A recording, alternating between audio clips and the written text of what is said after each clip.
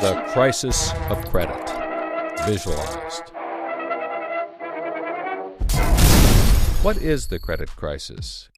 It's a worldwide financial fiasco involving terms you've probably heard like subprime mortgages, collateralized debt obligations, frozen credit markets, and credit default swaps. Who's affected? Everyone. How did it happen? Here's how. The credit crisis brings two groups of people together, homeowners and investors. Homeowners represent their mortgages, and investors represent their money. These mortgages represent houses, and this money represents large institutions like pension funds, insurance companies, sovereign funds, mutual funds, etc. These groups are brought together through the financial system, a bunch of banks and brokers commonly known as Wall Street. While it may not seem like it, these banks on Wall Street are closely connected to these houses on Main Street. To understand how, let's start at the beginning.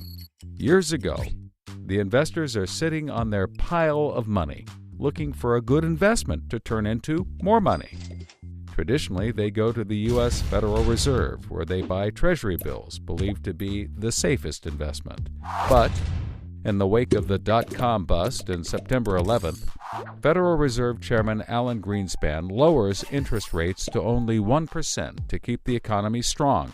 1% is a very low return on investment, so the investors say, no thanks.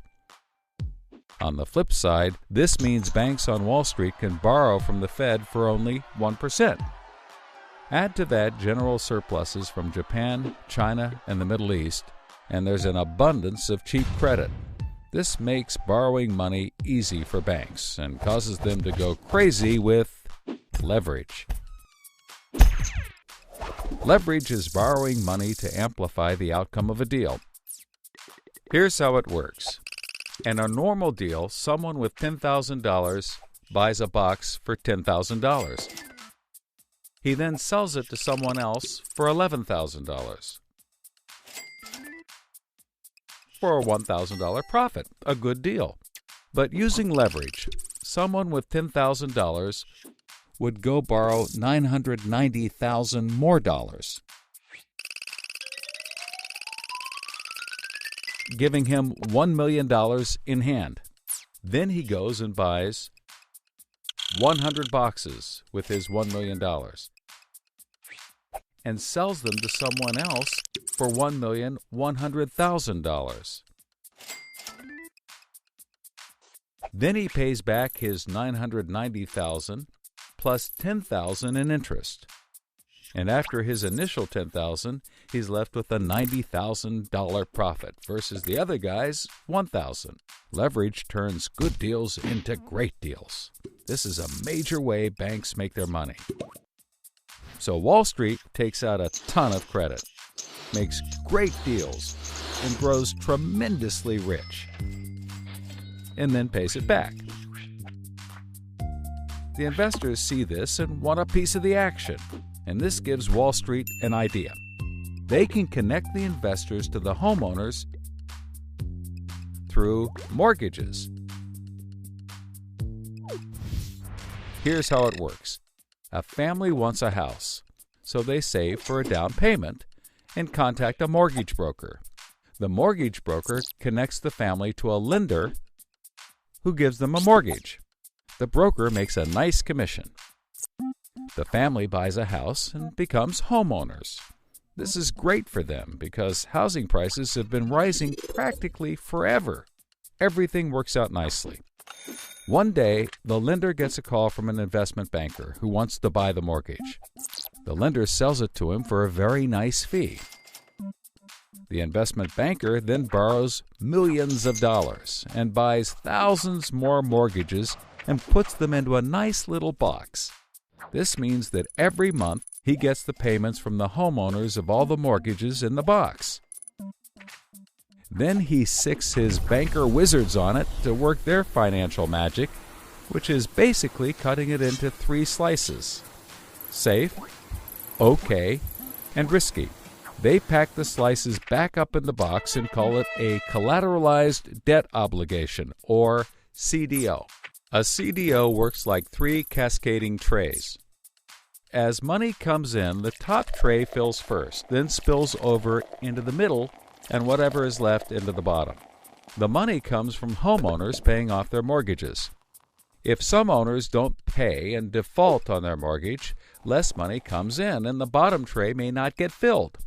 This makes the bottom tray riskier and the top tray safer.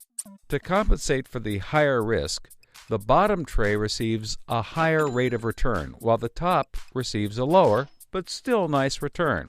To make the top even safer, banks will insure it for a small fee called a credit default swap. The banks do all of this work so that credit rating agencies will stamp the top slice as a safe, AAA rated investment, the highest, safest rating there is. The OK slice is BBB, still pretty good, and they don't bother to rate the risky slice. Because of the AAA rating, the investment banker can sell the safe slice to the investors who only want safe investments.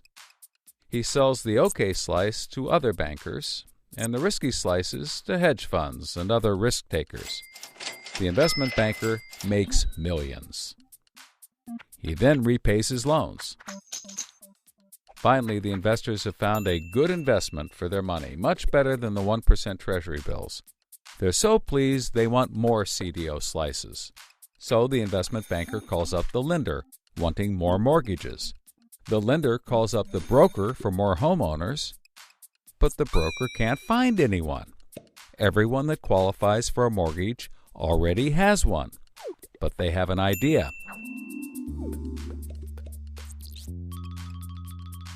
When homeowners default on their mortgage, the lender gets the house, and houses are always increasing in value. Since they're covered if the homeowners default, lenders can start adding risk to new mortgages, not requiring down payments, no proof of income, no documents at all. And that's exactly what they did. So instead of lending to responsible homeowners, called prime mortgages, they started to get some that were, well, less responsible. These are subprime mortgages. This is the turning point. So, just like always, the mortgage broker connects the family with a lender and a mortgage, making his commission. The family buys a big house. The lender sells the mortgage to the investment banker, who turns it into a CDO and sells slices to the investors and others. This actually works out nicely for everyone and makes them all rich. No one was worried because as soon as they sold the mortgage to the next guy, it was his problem. If the homeowners were to default, they didn't care. They were selling off their risk to the next guy and making millions, like playing hot potato with a time bomb. Not surprisingly, the homeowners default on their mortgage, which at this moment is owned by the banker. This means he forecloses and one of his monthly payments turns into a house. No big deal. He puts it up for sale. But more and more of his monthly payments turn into houses. Now there are so many houses for sale on the market, creating more supply than there is demand, and housing prices aren't rising anymore. In fact, they plummet. This creates an interesting problem for homeowners still paying their mortgages. As all the houses in their neighborhood go up for sale, the value of their house goes down, and they start to wonder why they're paying back their $300,000 mortgage when the house is now worth only $90,000. They decide that it doesn't make sense to continue paying, even though they can afford to, and they walk away from their house. Default rates sweep the country, and prices plummet. Now the investment banker is basically holding a box full of worthless houses. He calls up his buddy, the investor, to sell his CDO, but the investor isn't stupid and says, no thanks. He knows that the stream of money isn't even a dribble anymore. The banker tries to sell to everyone, but nobody wants to buy his bomb.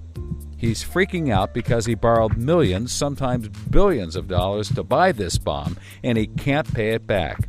Whatever he tries, he can't get rid of it. But he's not the only one. The investors have already bought thousands of these bombs. The lender calls up trying to sell his mortgage, but the banker won't buy it, and the broker is out of work.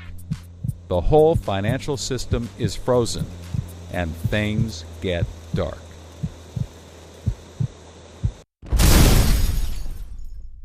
Everybody starts going bankrupt. But that's not all. The investor calls up the homeowner and tells him that his investments are worthless. And you can begin to see how the crisis flows in a cycle. Welcome to the crisis of credit.